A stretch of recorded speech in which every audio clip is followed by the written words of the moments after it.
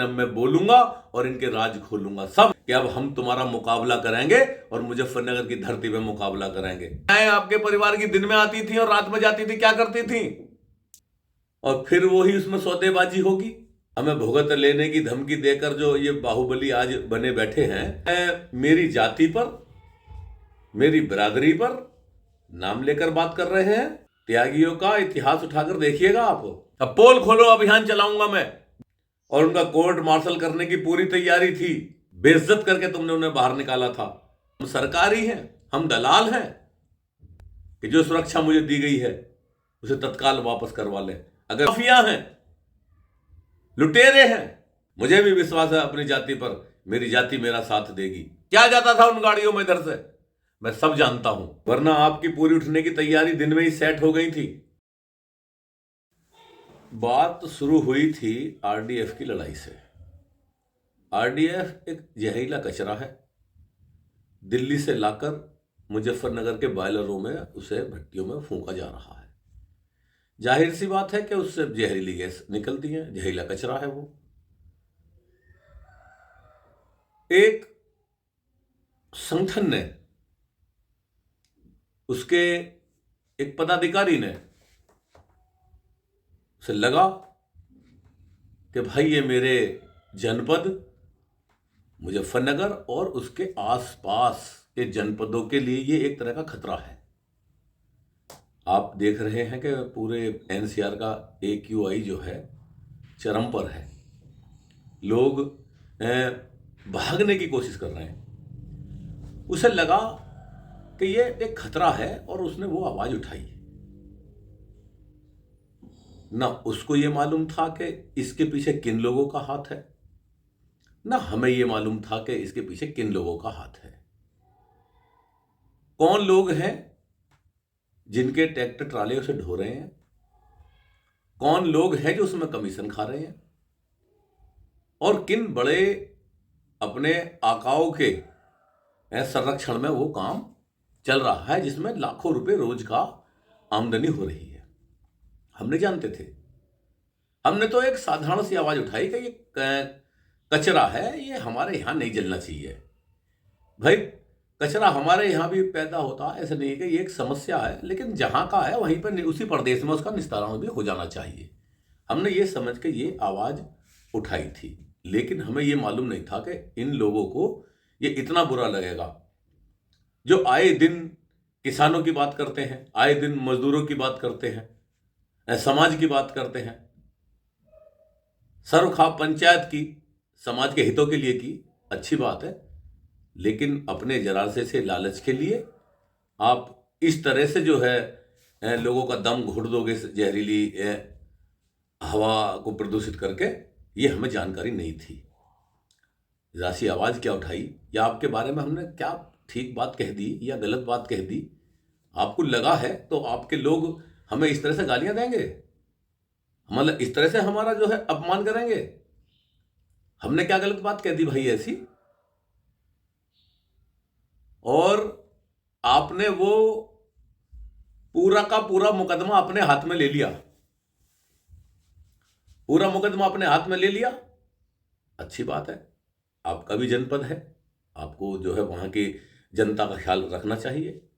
आपने लिया, लेकिन वही नाटक,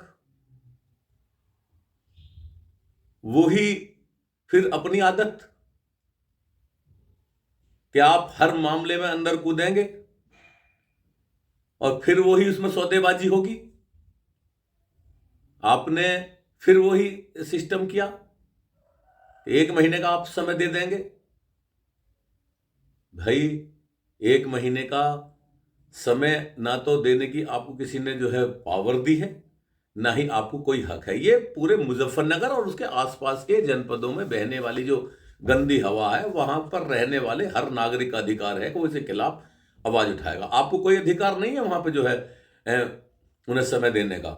हम जानते हैं आपका 1 महीने का समय देने का मामला, ऐसा नहीं है कि हम, अरे भाई 25 साल आपके साथ काम किया है।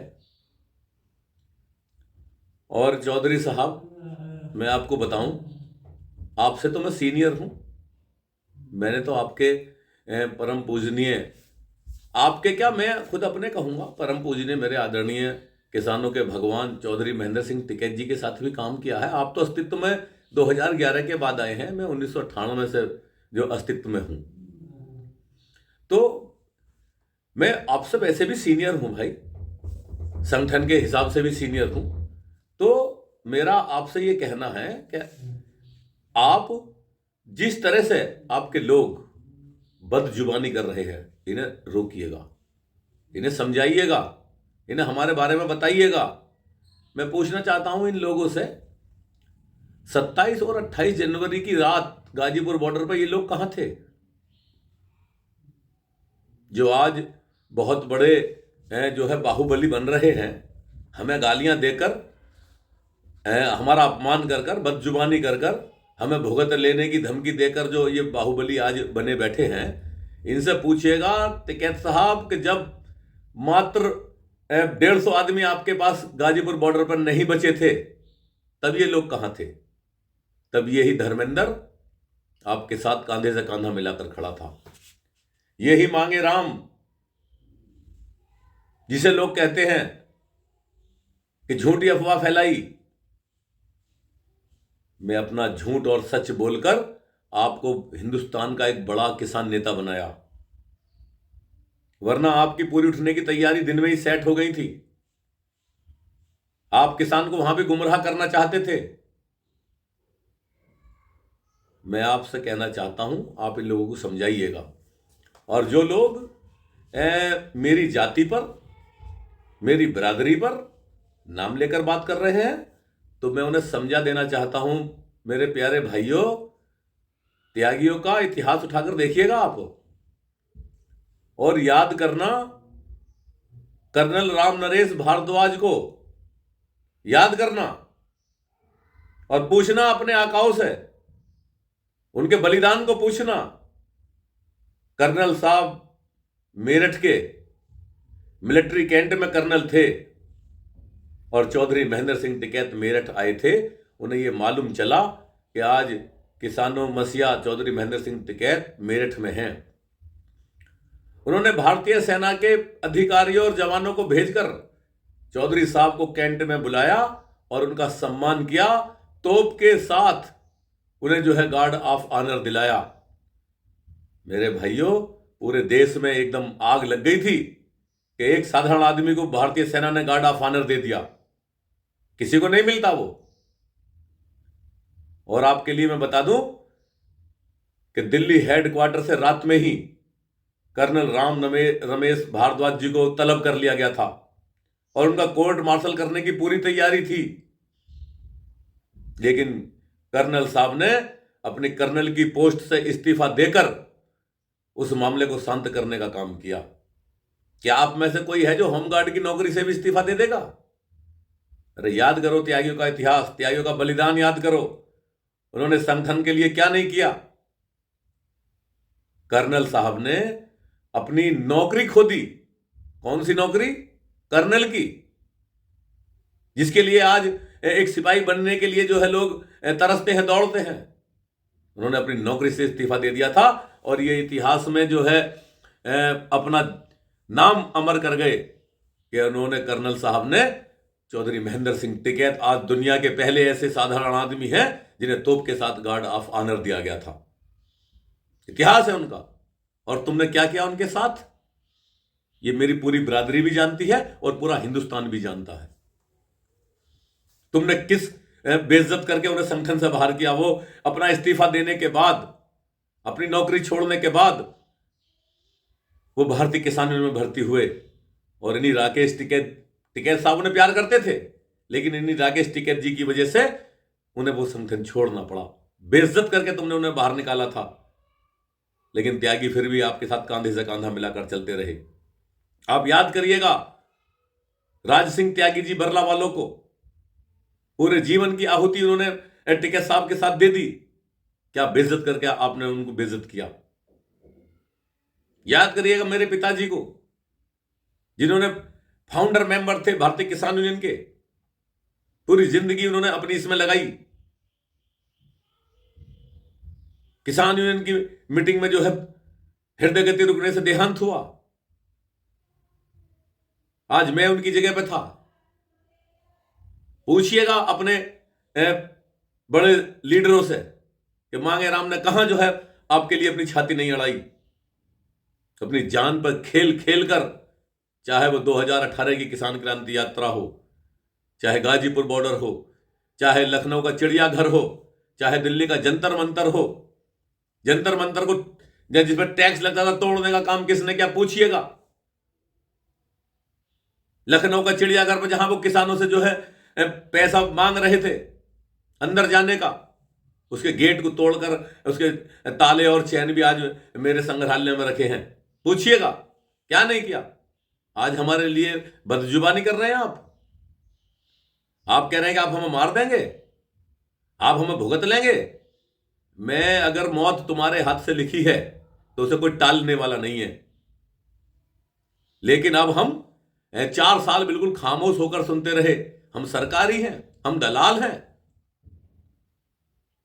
अरे हम सरकार से लड़ भी रहे हैं और किसानों के काम भी करा रहे हैं। बिजली मुफ्त कराने का काम हमने किया, बिजली 10 घंटे कराने का काम हमने किया, भुगतान हमने कराया, दवा बनाकर इस बार भी गन्ने का जो है भाव बढ़ाने का काम हमने किया। अगर हम सरकार से काम ले रहे हैं तो हम सरकारी हो गए। ठीक है, अगर हम सरकारी भी हैं तो हम इसी तरह से काम करेंगे और सरकार से मिलकर जो है और सरकार से बात करके, सरकार से संघर्ष करके, सरकार से लड़के किसानों का भला करते रहेंगे। आप कुछ भी कहते रहिएगा हमें। आप ये कहेंगे कि आप हमें भुगत लेंगे, आप हमें मार देंगे, मौत से हमें डरा रहे हैं। अरे हम मौत से कभी नहीं डरे। हम हमेशा चौधरी महेंद्र सिंह टिकैत के संघर्षों में अगली लाइन में हमने लड़ने का काम किया है। अगर हम मौत से डरते तो हम सबसे पिछली वाली लाइन में दिखते। हम हमेशा आगे रहे हैं, हमें मौत का डर नहीं है।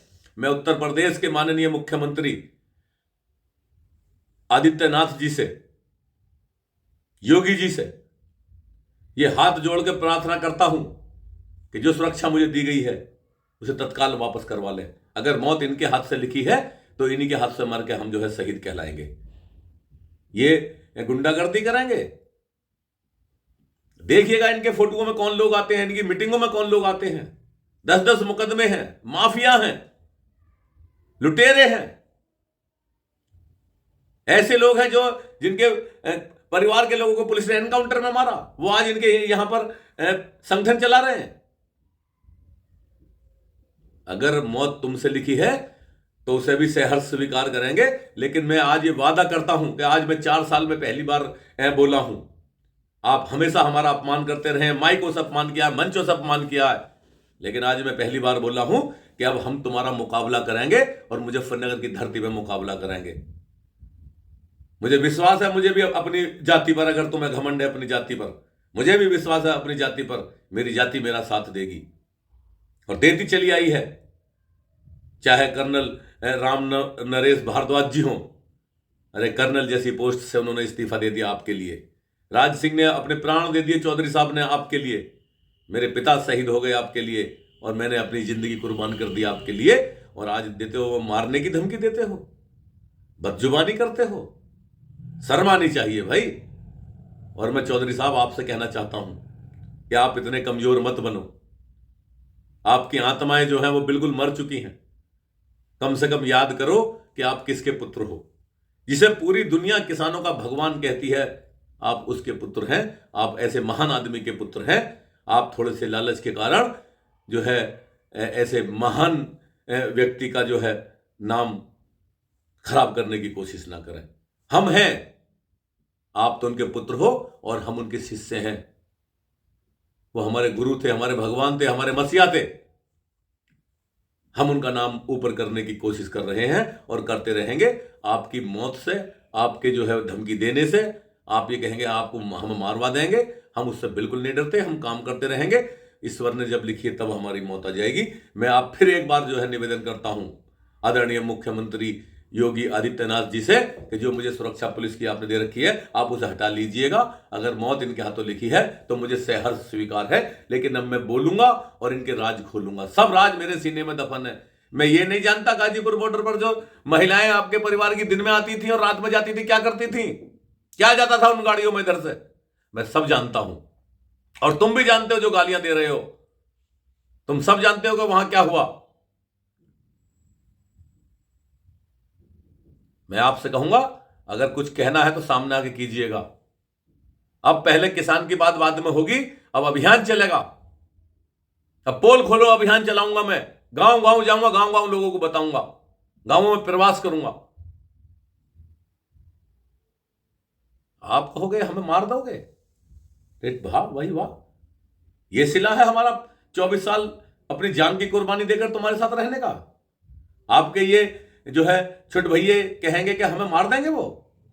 अरे अब मारिएगा हमें आप, मौत तुम्हारे हाथों आनी है तो तुम्हारे हाथों ही आएगी, और भगवान ने तुम्हारे हाथों नहीं लिखी है तो तुम कुछ भी नहीं कर सकते हो। लेकिन अब हम बोलेंगे और आपके राज खोलेंगे। जय हिंद, जय भारत।